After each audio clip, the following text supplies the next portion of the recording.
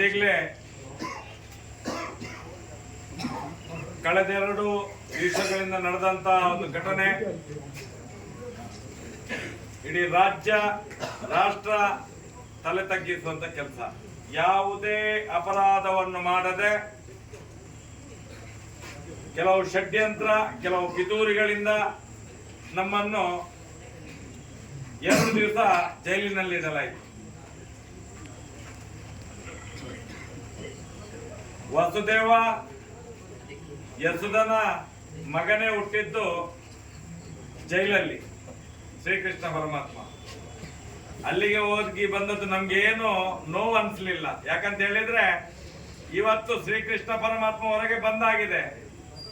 ಮುಂದಿನ ದಿನಗಳಲ್ಲಿ ದುಷ್ಟರ ಸಂಹಾರ ಖಂಡಿತವಾಗಿ ನಡೆಯಿದೆ.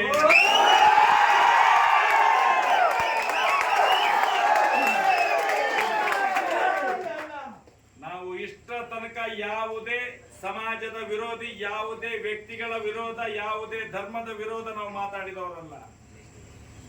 ಬರೇ ಧರ್ಮಸ್ಥಳ ಗ್ರಾಮದಲ್ಲಿ ನಡೆದಂತ ಅತ್ಯಾಚಾರಿಗಳ ದಮನ ಆಗ್ಬೇಕು, ಆ ಅತ್ಯಾಚಾರಿಗಳು ಯಾರು ಅನ್ನುವಂಥದ್ದು ತಿಳಿಬೇಕು ಅನ್ನುವಂಥ ದೃಷ್ಟಿಯಿಂದ ಹೋರಾಟ ಮಾಡ್ಕೊಂಡು ಬಂದಿದ್ದೇವೆ. ಇವತ್ತು ರಾಜಕೀಯದವರ ಕೈಯಾಳುಗಳಾಗಿ, ಅತ್ಯಾಚಾರಿಗಳ ಕೈಯಾಳುಗಳು ರಾಜಕೀಯದವರಾಗಿ ಇವತ್ತು ಇಡೀ ಇಲಾಖೆ ವ್ಯವಸ್ಥೆಯನ್ನು, ಪೊಲೀಸ್ನವರು ನಿನ್ನೆಯಿಂದ ಎಷ್ಟು ಶ್ರಮ ಪಡ್ತಾ ಇದ್ದಾರೆ. ನಮ್ಗೆ ಯಾವುದೇ ರೀತಿಯ ಧಕ್ಕೆಯಾಗದೆ ಸಮಾಜದ ಮುಂದೆ ಮೈ ಶಕ್ತಿ ತಂದು ನಿಲ್ಲಿಸಬೇಕು ಅನ್ನುವಂತ ಒಂದು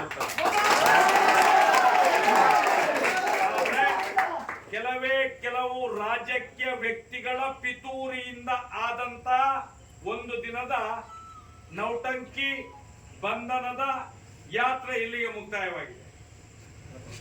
ಬೇಜಾರಾಗೋದು ನಾವು ಮುಂದಿನ ದಿನಗಳಲ್ಲಿ ಉತ್ತರ ಕೊಡ್ತೇವೆ. ನಾನು ಈ ಹೊತ್ತಿನಲ್ಲಿ ಏನಂತ ಹೇಳಿದ್ರೆ ಇಡೀ ದೇಶವೇ ತಲ್ಲಣಗೊಂಡಿದೆ. ಈ ವಿಚಾರವನ್ನು ಎಲ್ಲೆಲ್ಲೋ ಕೊಂಡೋಗಿ ಏನೇನೋ ಉದ್ರಿಕ್ತವಾಗಿ ಜನಗಳು ಏನೇನೋ ಮಾಡ್ಕೊಳ್ತಾರೆ. ಯಾಕಂತ ಹೇಳಿದ್ರೆ ಇವತ್ತು SIT ತನಿಖೆ ಆಗ್ತಾ ಇದೆ. ಅತ್ಯಾಚಾರಿಗಳು ಯಾರು, ಸಣ್ಣ ಸಣ್ಣ ಹೆಣ್ಮಕ್ಳನ್ನು ಬ್ರೂಟಲ್ ರೇಪ್ ಮಾಡಿದವರು ಯಾರು, ತನಿಖೆ ನಡೀತಾ ಇದೆ. SIT ಅನ್ನು ನಿಲ್ಲಿಸಕ್ಕೋಸ್ಕರ ಈ ಒಂದು ಕೆಲಸ ಷಡ್ಯಂತ್ರ ನಡೀತಾ ಇದೆ. ಅದಕ್ಕೋಸ್ಕರ ನಮ್ಮ ಯಾವುದೇ ಕಾರ್ಯಕರ್ತರು ಕಿಂಚಿತ್ತು ಎದೆಗುಂದದೆ ಮುಂದಿನ ದಿನಗಳಲ್ಲಿ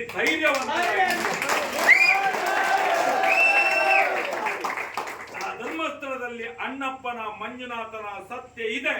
ನಾವು ನಂಬುವಂತ ಎಲ್ಲರ ಮನೆಗಳೆಲ್ಲ ಸತ್ಯ ದೇವತೆಗಳಿದ್ದಾರೆ ಅನ್ನುವಂಥದ್ದನ್ನು ತಿಳ್ಕೊಂಡು ಯಾವುದೇ ರೀತಿಯಲ್ಲಿ ಯಾವನೇ ಇರಲಿ, ಅತ್ಯಾಚಾರಿಗಳ ಪರ ಇರುವಂತವ್ರು ಯಾವುದೇ ರೀತಿಯಲ್ಲಿ ಉತ್ತರ ಕೊಡ್ಲಿ, ನಾವು ಅದಕ್ಕೆ ತಿರುಗೇಟುಕೊಳ್ಳಿಕ್ಕಿಲ್ಲ. ನ್ಯಾಯ ಸಿಗುವ ತನಕ ನಾವು ಸುಮ್ಮನೆ ಇರಬೇಕು.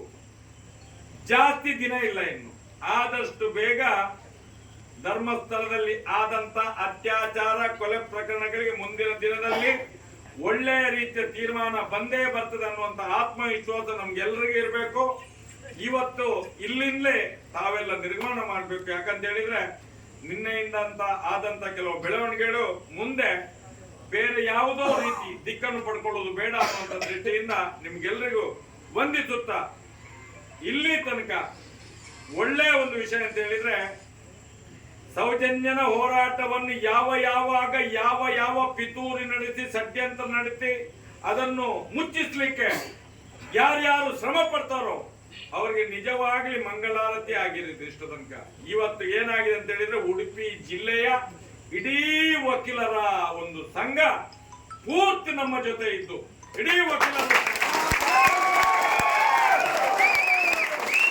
ನೂರಾರು ವಕೀಲರು ಒಗ್ಗಟ್ಟಾಗಿ ನಮ್ಮನ್ನು ರಕ್ಷಣೆ ಮಾಡಿ ನಮ್ಮ ಮನೆಗೆ ಬಿಟ್ಟು ಕಳಿಸಿದ್ದಾರೆ. ಆ ಎಲ್ಲ ವಕೀಲರ ತಂಡಕ್ಕೆ, ಆ ಸತ್ಯವಂತ, ನ್ಯಾಯವಂತ, ಧರ್ಮವಂತ ವಕೀಲರ ತಂಡಕ್ಕೆ ನಾನು ದೀರ್ಘದಂಡ ನಮಸ್ಕಾರ ಮಾಡಿ ನನ್ನ ಒಂದು ಅಭಿನಂದನೆಯನ್ನು